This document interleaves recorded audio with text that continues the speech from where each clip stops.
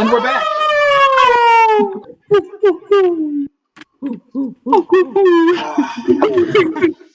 And we are back. So, where we last left off, you were standing before Stormfang's cave. Stormfang, right? I've been using the name Stormfang. Okay, yeah. Yep. Yes, Stormfang. Yep. You've been standing. Stormfang. You stood before. You were standing before Stormfang's cave and looking in. It's very dark, and it seems like you'll have to walk deeper into the cave before you can actually like get in there. So, what's the order of operation here? I have superior dark vision. Oz is definitely in the back. She does not like this. I'll go in first. Hey, Okay. tell me how to use that light ball, Amaque. I'll put it in my staff. Tell me how to use that light ball. So, Yo, hey. so the cave itself is about like 15 feet high, and about like 4 people can walk abreast comfortably. But it's very craggy stone, very dark craggy stone, and it's very cold, obviously. But did you? I'm sorry. Amaque was doing something.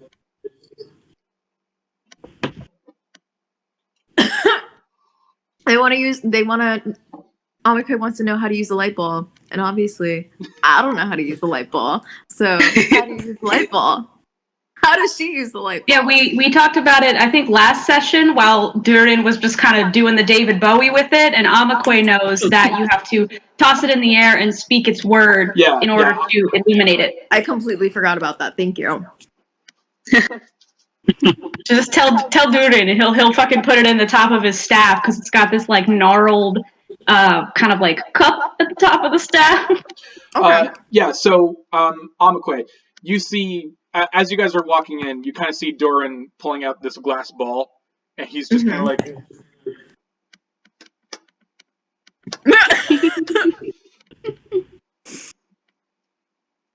And she walks up to him, knowing that obviously he's not a fan of women.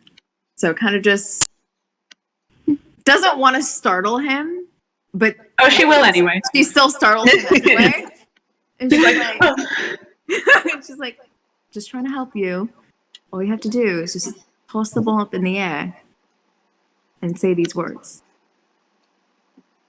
The word is Thicane. Thicane? Thicane. How do you spell that? I want to write that down. Just TH'CANE. Okay. All right, mates. All you gotta do: take the ball, toss it up, and say the word Thicane. And it's going to light up for you. He was still very startled by her even approaching him, let alone speaking to him, but he'll just kind of look at it. And she kind of like backs away, so like she knows the boundaries that they have. And she kind of just like backs away, telling him. Give him a space. To it. But he's kind of ready to catch it if it falls, but he'll toss it and speak the word in his gravelly, okay. All right, so everybody, you watch as the drift globe sails into the air, and it stops right about like a foot above Dhuur'in's head. And at first, it doesn't seem to be doing anything; it's just kind of hovering there. And then suddenly, it's a bright white glow emits from the come on, Connor. From the drift globe, and it's like someone lit up a torch right in the middle of the room, and it casts almost. It's as strong as daylight as it pours into the cavern. And as soon as that happens, it illuminates the very end of the cavern, and 10 feet before you, almost a serpentine kind of figure stands before you. Bloodshot eyes stare at you with a fury that is undescribable. A gnarled beak that is covered in scratches and cracked across the yellow bone. Starchy feathers that might have once been clean and magnificent are just now... they're now just shallow forms of what they once could have been. A very old-looking hippogriff stands before you, with talons as sharp as daggers. And wings, they flare out as it takes a battle stance. and it rears back its head, and you hear a... Amaque kind of just like stops and she points at Dhuur'in and she's like, he did it. Turn it off, turn it off, turn it off, turn it off, turn it off. Turn that shit off, throw it away, break it, do something. It's like that scene in Dark Souls where like he lights up a torch and there's like a big skeleton in front of him and then he just turns it off. Fenkin is like, I knew we should have tossed it. Alright. As Stormfang lets out its battle cry, I would like everybody to roll initiative. So that's a 4. What?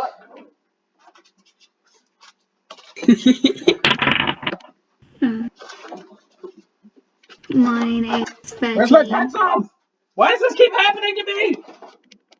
I got 18. I don't know. Oh wait, do we have to roll again? Oh, do we have to roll again because of disadvantage? Oh shit. No, that's for ability checks. Initiative isn't. Okay, thank God. Oh, okay. It's a D20, right? It's a D20 plus Yep. your initiative bonus. Yeah. Plus your initiative.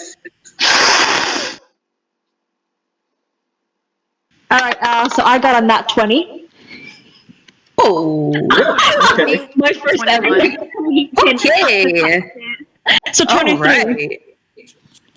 And 21 Why for did we take Amaque. four rolls this time? In last game, we were hardly like.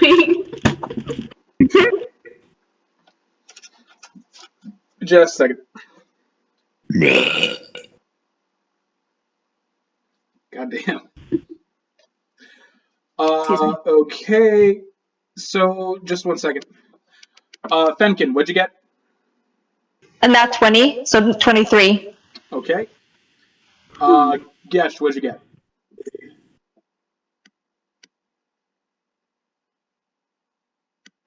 We can hear you. Oh. 12. 12, okay. Ozla, what'd you get? 13. Amaque, 21. 21. 21 5 plus 10. 21. 21. Nox. Nox? Can't, Froze again. Am I got frozen? 13. you're still frozen. Oh, yeah, hang on. It's college Wi-Fi, everybody. It's not great. Am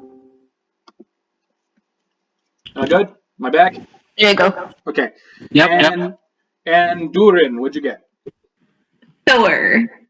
4. All right. So, top of the order, we have Fenkin. What would you like to do? As the hippogriffs Oh boy. I'm not used to this power. Alright, I'm gonna pull out my longbow and try to end this as quick as possible. So I will take a shot. All right, make your attack roll. Yes. Give me 1 second.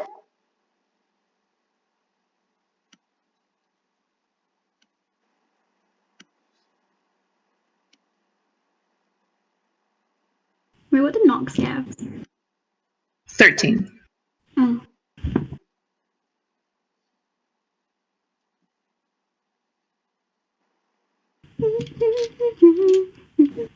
Alright, if I did this right, I got a 13. 13. Okay, that hits. Go ahead and roll your damage.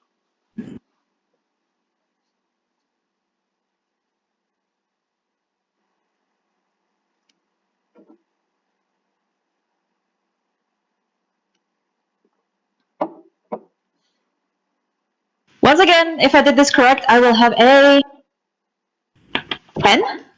Okay, and you attack with your longbow, right? Yes. All right, just 1 second. I trust you. I just want to, I'm, you know. Yeah. So, you rolled a 1d8 and you added your dexterity modifier? Yes. Okay, cool. So, as you begin the fight by loosing your first arrow, you do so with deadly accuracy. In fact, the arrow sails through the air and lands right into Hippogriff's eyes, and it kind of like throws its head back and it snarls and it lets out another loud screech. Next up we have Amaque. She's gonna take her short bow. Does it have its wings extended, like out, or are they tucked in still? Yes, they're flared out, especially after that hit. Okay, so she's gonna take her short bow and aim it at her wing, or at Stormfang's wing, to see if she can pierce it, so it won't really like be able to fly very well. Okay. Make your attack roll.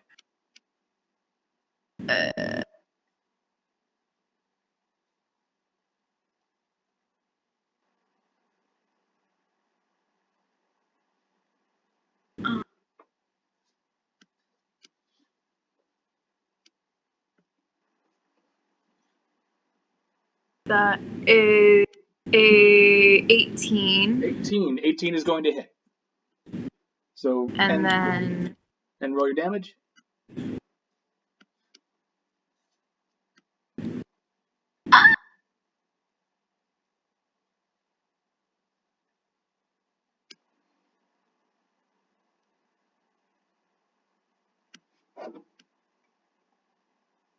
Six damage. Okay.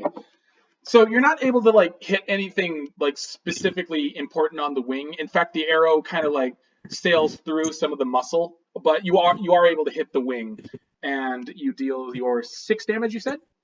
Yes. Watch me be really bad at math. Hang on. I can't do like the reverse math. Okay, there we go.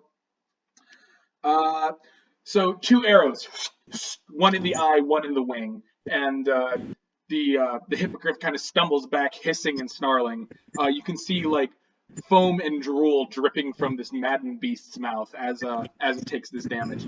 And next up is hey, Ozla, Nox, can I have you guys roll off real quick? Just both of you roll a d20 and tell me what it is. Oh, 18. What'd you get, Nox? 5. 5. Okay, so Ozla, you're gonna go before Nox. What are you doing? Well, Oz obviously doesn't like this situation. She feels very sad about it, to be honest. So she's not gonna. Yeah, very small and sad.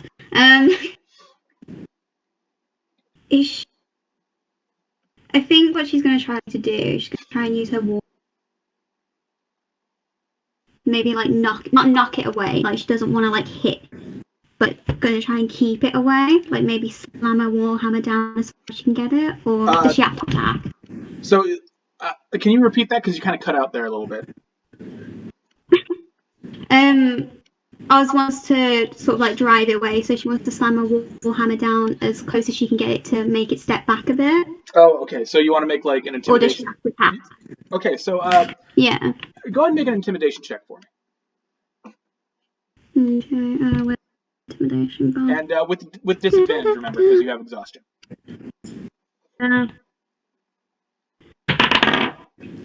That's.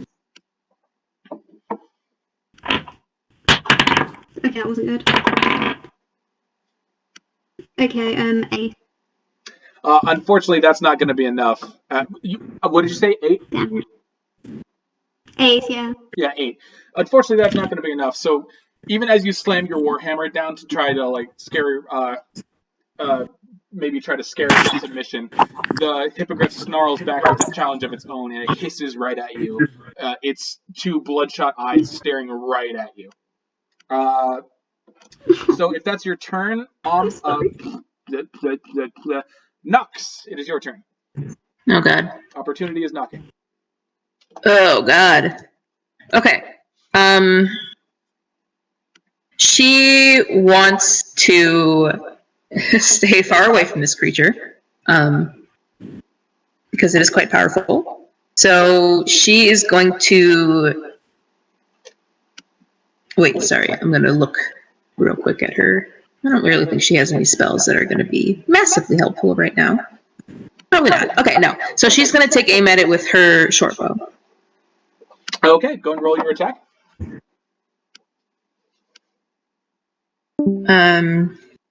Okay, and she's kind of aiming for. She really does want to, frankly, kill it as fast as possible. So she's kind of aiming for like the throat or the neck or anything that is exposed and vulnerable. Okay, roll your attack. And that was a 17. 17 is going to hit. Go ahead and roll your damage. Okay. That's a 1d6 plus 3. 1d6 plus 3. That's going to do 7 damage. 7 damage. Okay. Once more, an arrow sails through the air, and it lodges itself in the creature's throat. But that doesn't seem to be slowing it down. In fact, it's just getting angrier and angrier. Oh god. Beep, beep, beep, beep, beep, beep, beep. Need Just a second. Okay, yeah. It is Stormfang's turn. So, Ozla. No. After bellowing out your challenge towards it, it's turned its attention to you, and it's going to make 2 attacks, one with its beak and one with its terrible claws. I'm dead. First attack, does a 10 hit? Pardon? No. Okay, so the beak comes snapping out, but you're able to jump back just in time. But as you do, it also lashes out with its claws. Does a 17 hit? No. All right. Okay. So. Lucky claw halfling. You kind of you kind of see the claws kind of like swing out and kind of swipe at you a couple times, but they fall just short, and you can kind of see like it's kind of hobbling on one of its claws, and when it reaches out with that one, it doesn't come out quite as far. I don't want to. Next up is Gesh. Okay, so is there any way for Gesh to get in front of everyone and fire his breath weapon without hurting anyone else? I would say that given the small confines of the cave, yeah, it would be pretty easy. Like, especially since everybody has now seen what you can do, you can kind of like step forward and do kind of like everybody back as they kind of see what you're kind of getting ready to do. So, right. You want to use your breath weapon? Yes. Okay. Yeah. So I'll do that. I'll run forward in front of everyone and get ready to fire it straight on. Okay. Fenkin instinctively hides behind a rock. He knows what that can do, and he's not prepared for it. That's very fair. Okay. Sorry, I have to read the rules for breath weapon again. I apologize. It has to make a reflex save, right? Yep. Or a fortitude save? Yep, and I'm going to go ahead and make that right now. Just 1 second.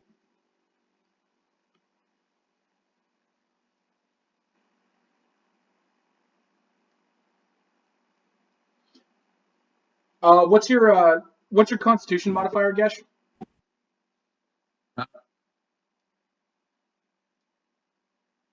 Gesh? 3. 3. Okay. Okay. Oh boy. So, he has not made Oh no. Unfortunately, the hippogriff did not make his saving throw. So he is going to be taking some lightning damage. Yes. I'm not sure why I closed the book because now I need to read the damage again. Go ahead and roll 2d6, Gesh. Right.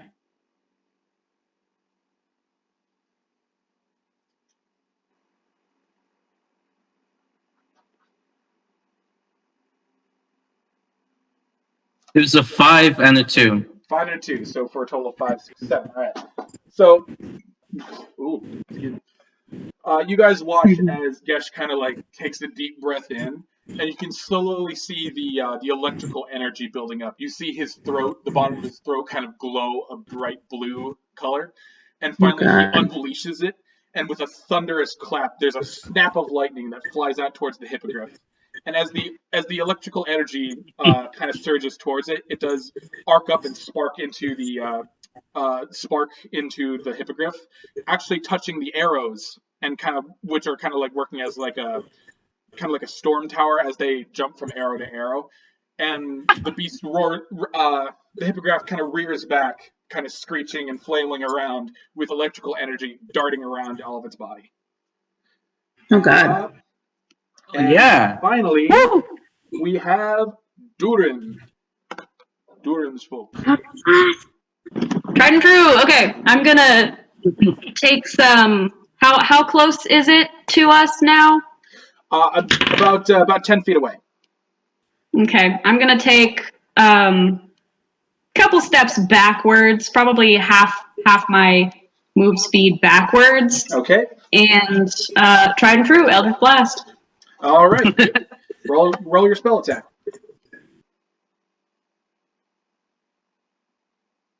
Will a 12 hit? 12 is going to hit, yes. Fuck yeah. So 1d10 for Eldritch Blast. For 8 damage, right into its face. Okay.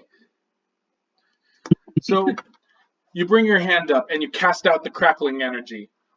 And once again, it takes Stormfang takes another headshot.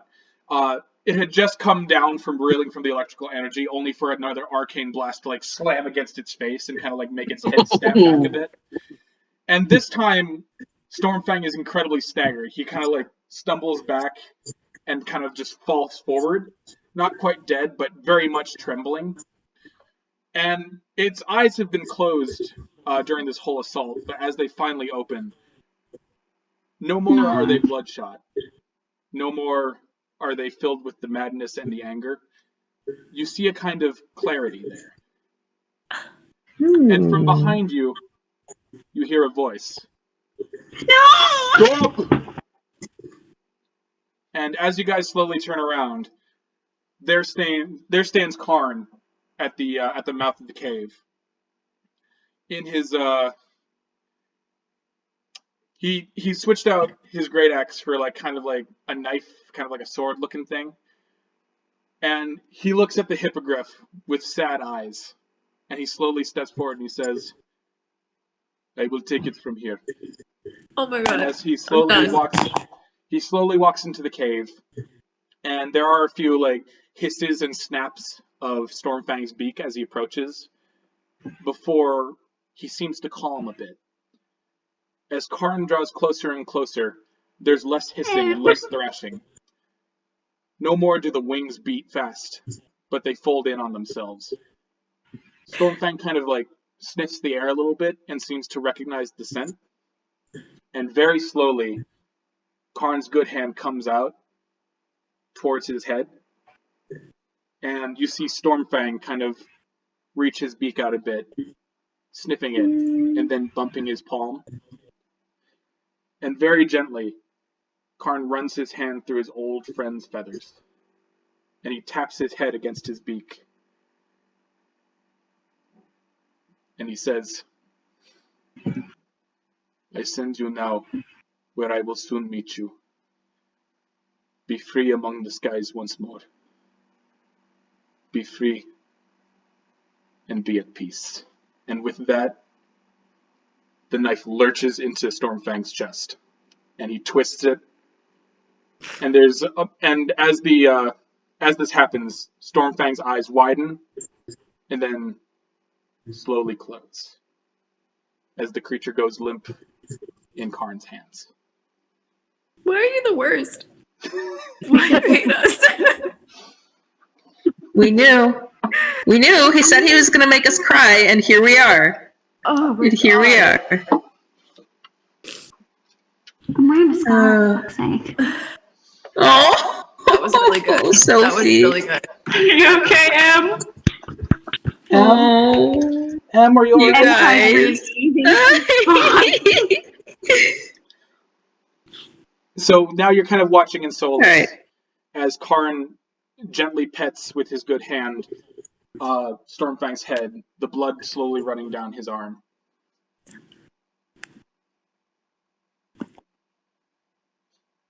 Can I give Kharne a pat? Can I walk up and give him a pat on the shoulder? You absolutely can.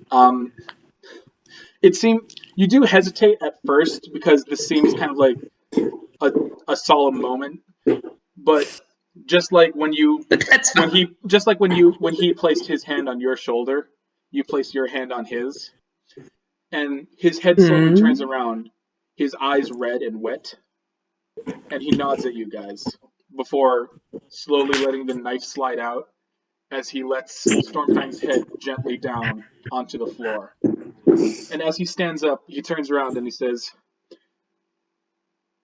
I would ask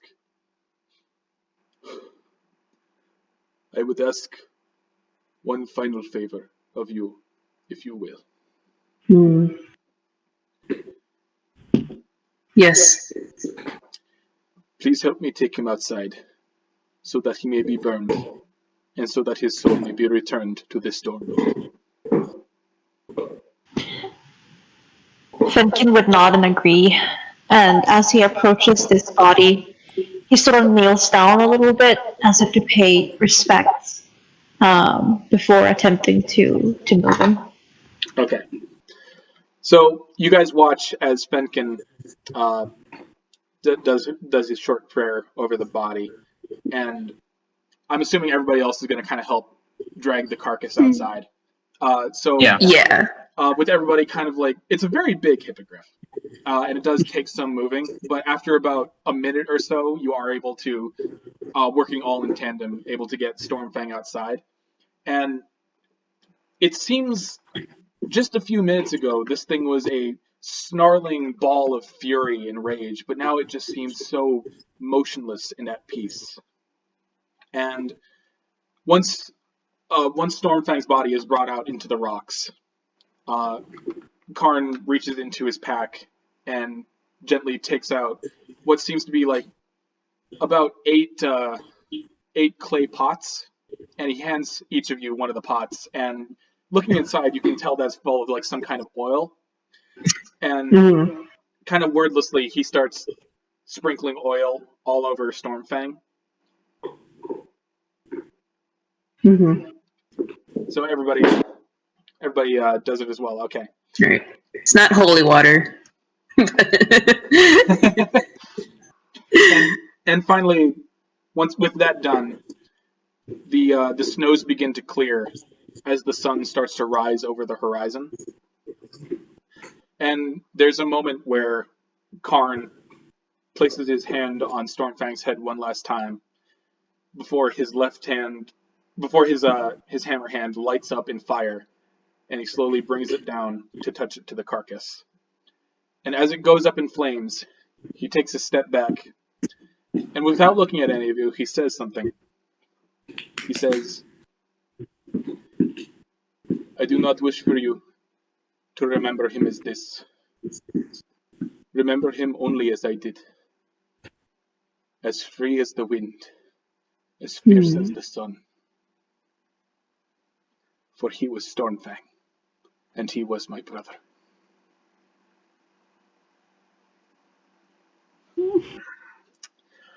Shit. And with that, the mountain passes have now been cleared.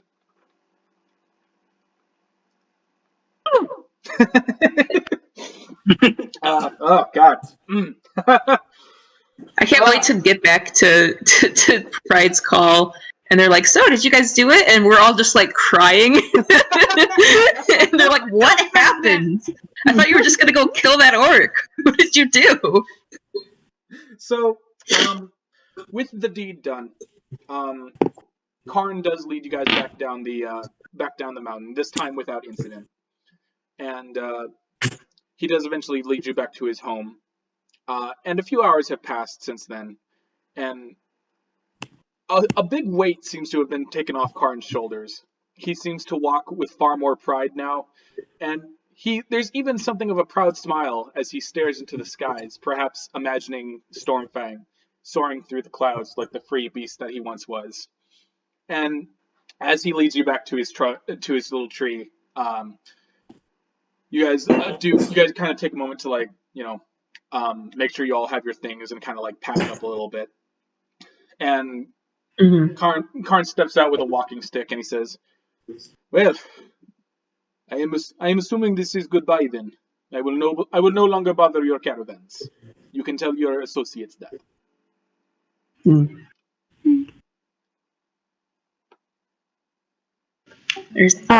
Fenkin is he actually steps forward for once and speaks first and says, "It was an honor to get to know you." And then he leaves it at that and he steps back again. "And it was an honor to know you, child of the wood."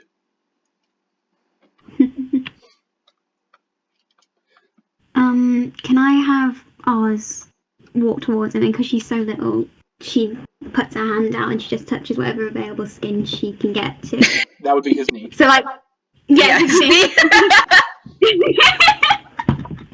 and she looks up and she's like, "I'm sorry, you can't fly anymore." Oh. He reaches down and kind of like pats your back and he says, "My flying days are done. In my tribe, when our hippogriff dies, we no longer fly in the skies. We stay to the ground as a way of honoring him." And with that in mind, he kind of pauses and thinks to himself. And he looks up at Nox and he says, "You said that I would make a good caravan guard. Did you not?" Yes. "I see. Well, I can't imagine that your employers will be too happy to see me, but perhaps you could put in a good word for me?"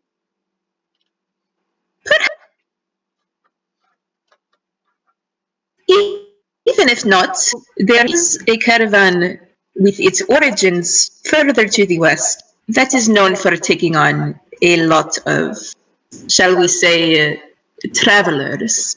And perhaps if you cannot find your lot among the caravans of Pride Call, there may be other options. I see. Yes. Yes, that sounds rather nice, doesn't it? Well then, thank you all for what you have done today. She'll just kind of bow her head. And with that, Kharne kind of like looks up to his forest home, and you guys watch as he turns around and brings out his great axe and lights it on fire. And he brings it back and starts slamming it into the trunk of the tree, just again, and again and again. You watch as the fire voraciously licks at the wood and the bark as it raises up right into the tree. And you watch as he finally fells the trunk with one final crack of his axe, and it falls. With a towering creak, his home crumbles to the ground in a heap of glowing wood. And he steps back, hauling his axe over his shoulder. And he looks at you guys and says, "I think it is time for new beginnings for all of us. I can't be wallowing here anymore."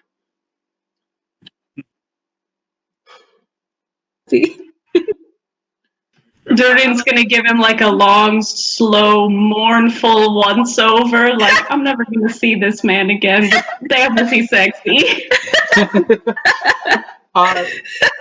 As his gaze drifts across all of you, it finally stops on Dhuur'in, and he steps forward, and bringing his good hand up, he places it on your shoulder, which slowly makes its way under your chin to kind of like rub it with his thumb. Oh, God. And he leans in close and he says, "And you, little drow with the shadow inside, do not forget what I said. Because you," and he kind of like, as still addressing you, kind of like looks to your adventuring party, to Nox, Ozla, Fenkin, Gesh, and Amaque, looks finally back to you. "There are more people here that you can count on than you might think." And leaning in, he gives you a kiss on the forehead.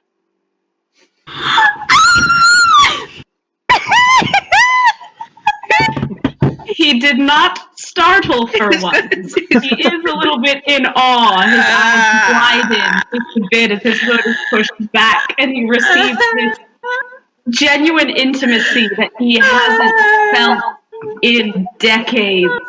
He's a little awestruck. He's a little starry-eyed.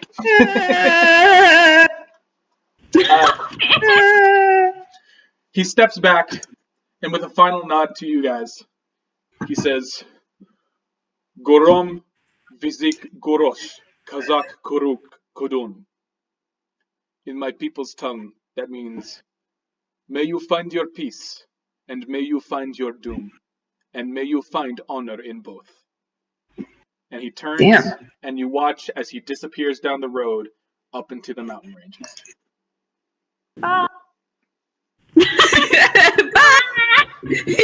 I can't believe you fucking saved and wrecked my ship in the very same second. With the same great big starry eyes, Dhuur'in just kind of turns to the rest of the party Max is just looking at him with that knowing raised eyebrow look. Fenkin looks like this. Oh my god. I don't know what happened in that meditation room.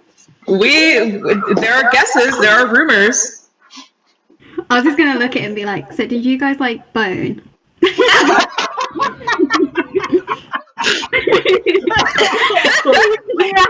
at her Fenkin gives him a slow look over and is like, I don't think he doesn't look destroyed. he was able to walk just fine. He's like, nah. He's a verge. Oh, he's not a virgin. He's not a verge. Okay. So with that, I'm assuming you guys are gonna head back to Pride's Call? Yeah. Okay. Absolutely wrecked it, yeah. Just Okay. So the journey back to Pride's Call is pretty uneventful. You do decide as a group to kind of avoid the B area, and also everybody kind of make sure Nox is in the middle if you pass any honeysuckle trees. She appreciates that. But eventually, the forest, after a couple hours walking, does give away to the memorable, not spires, the memorable buildings and gates of the humble town of Pride's Call. You see in the distance the hills that make up the burrows and all that. And as you enter the city once more, you see that everything's been cleaned up from the Hardest Clothes Festival. And near one of the buildings, you see a very familiar dwarf. You see a young plump dwarf with a red chin-strap beard and short cropped hair. He's shaking another dwarf's hand as the dwarf starts to unload a bunch of barrels. It seems like Floyne Hillshoulder is completing a delivery at one of the in one of the buildings at Pride's Call. And as he steps away to ascend his cart, he sees you out the corner of his eye, and he pauses, and then he's like, "Aye, you're back! You're alive!" and you see him on his stumpy little legs kind of run over, and Nox, you're still in the front, right? Probably near the front. He immediately wraps his big old arms around you, and with his dwarven strength, he's able to actually lift you up a bit. And oh God! And he says, "I was so worried. We didn't hear back from you for days." God, she. And then he kind of seems to realize what he's doing. He was like, "Oh, sorry," and he puts you down, and, brushes off his apron. Apologies. There's a lot of cat hair on this. I was gonna say, you've got cat hair all over you now. Sorry about that. She just kind of brushes her fur to lay down flat, and she says, "Yes, well, there were some interesting setbacks, but I will say I believe we have achieved our mission." Oh, so we can use the mountain passes again? That's correct. Mm-hmm. Oh, fantastic. Thank you so much. The Starosta sent me The Starosta is busy right now, but she sent me in her stead to speak with you. It's so good to see everybody. I'm so glad that you're all right. Aww. Just 1 second. Sorry, I have to read through my notes again. Well, like I said, she sent me to reward you. So I have your payment right over here. And he goes to the cart and he pulls out a bunch of little leather bags, and one by one he's like, okay, 25 for you, 25 gold for you. So everybody go ahead and add 25 gold to their inventory. And damn, I'm loaded. As he's doing that, he reaches into his apron pocket and he pulls out he pulls out 6 cards. 6, and you recognize them immediately as the passports for that they promised you. But at this time, they've been completely signed by the Starosta, and he hands those out as well. He says, "All right, these will give you passage into any imperial city without harassment from the guards." And what else? Oh, there was one more thing. She wanted me to give you something special. And she looks at Nox, and he looks at Nox, and pulls out what looks like a little red mahogany box, and he hands it over to you. Okay.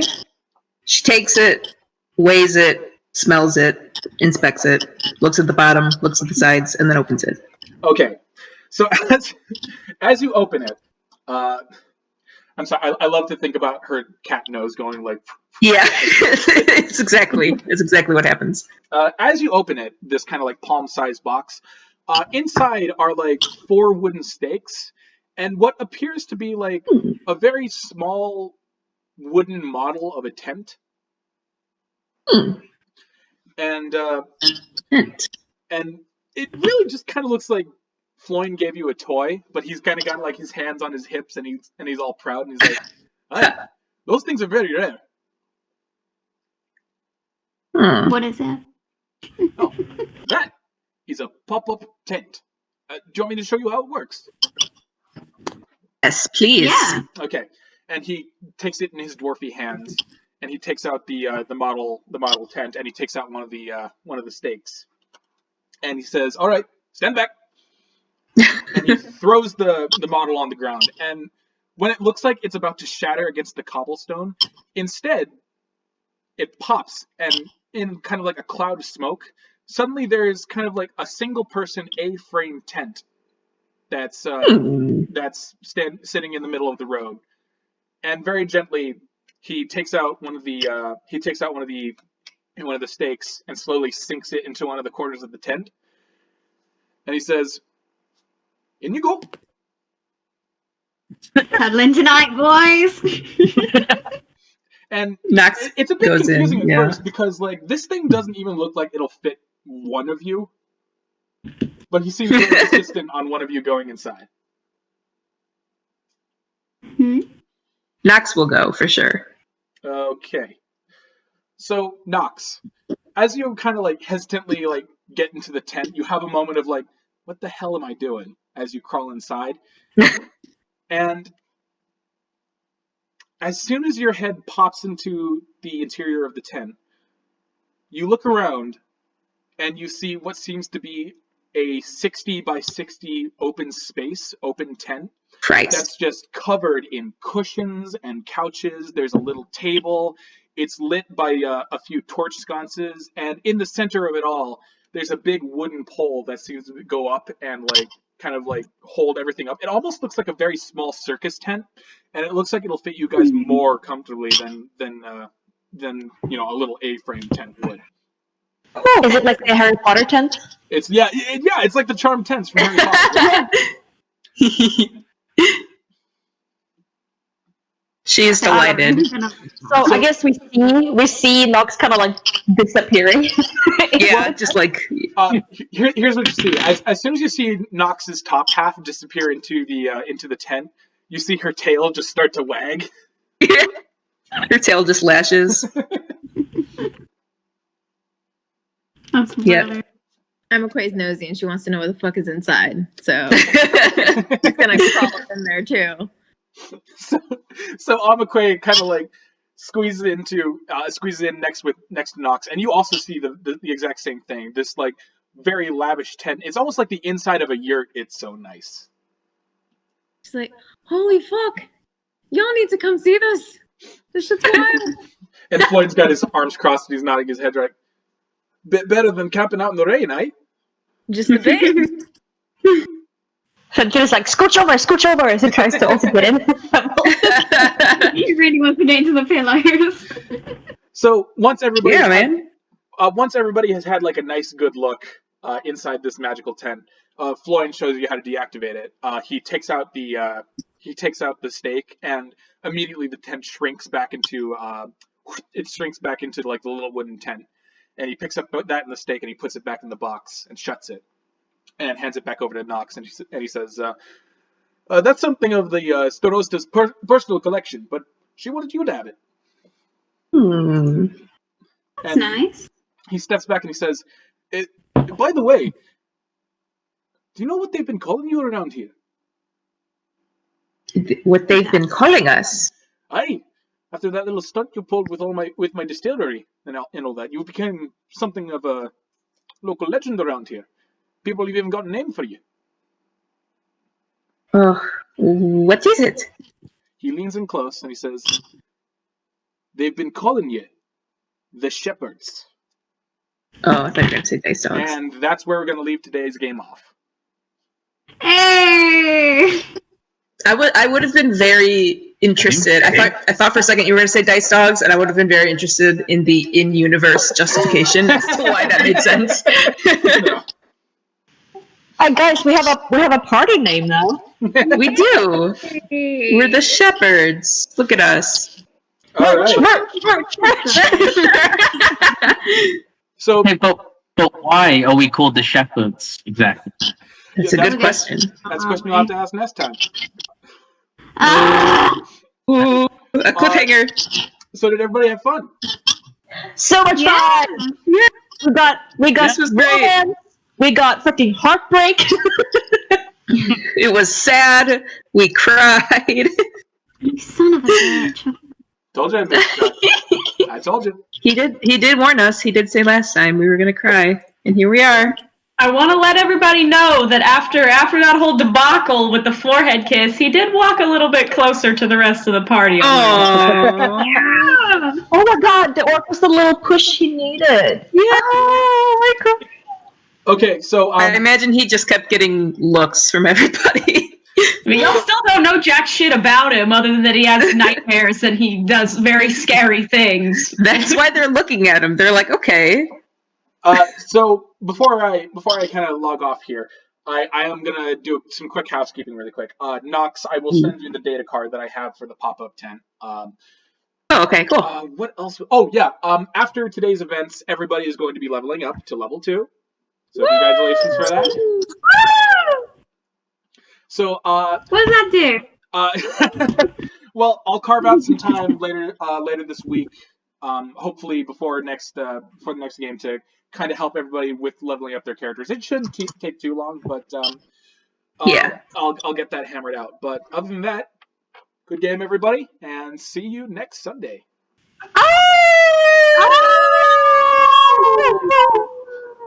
Oh!